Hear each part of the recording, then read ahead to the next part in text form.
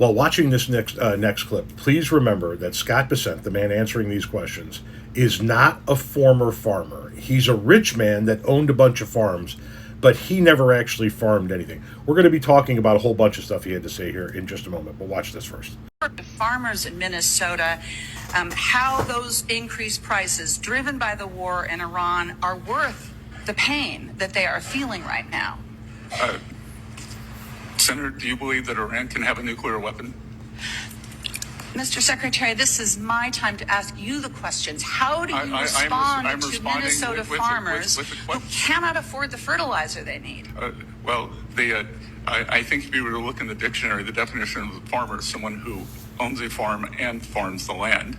And so as a former farmer, I will tell you that, and maybe you know, that 75% of the fertilizer had already been purchased this year.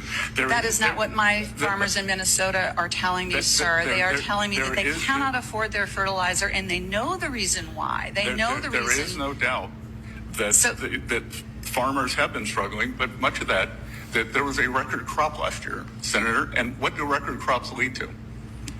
What my farmers are lower telling prices. Me. So I'm sure I will take that back. I will take that back to my producers in Minnesota, that they have somebody in this Department of Treasury, a former farmer, who is feeling their pain. He's not a former farmer, once again.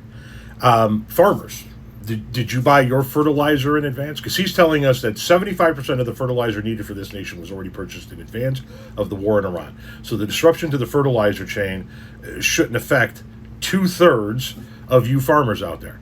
How many of you have already purchased all your fertilizer before the high prices? And how many of you can't afford the new high prices since the war started? More importantly, we have got to start pushing back vigorously on this narrative that Iran was about ready to have a nuclear weapon. She asked him a question, and his immediate response was, do you think Iran should have a nuclear weapon?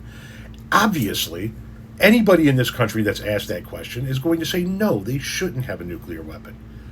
But you guys told us you eradicated their nuclear capabilities last summer. I don't understand why members of Congress are not thinking on their feet enough to immediately turn around and go, you destroyed their nuclear capabilities last summer. Or did you lie to us last summer? They couldn't possibly have been weeks away from a nuclear weapon if what you told us last June and July was accurate. So are you lying now, or did you lie last June and July? We have got to be pushing back on this narrative. Well, we had to stop them from having a nuclear weapon. Thought you already did that, Chief.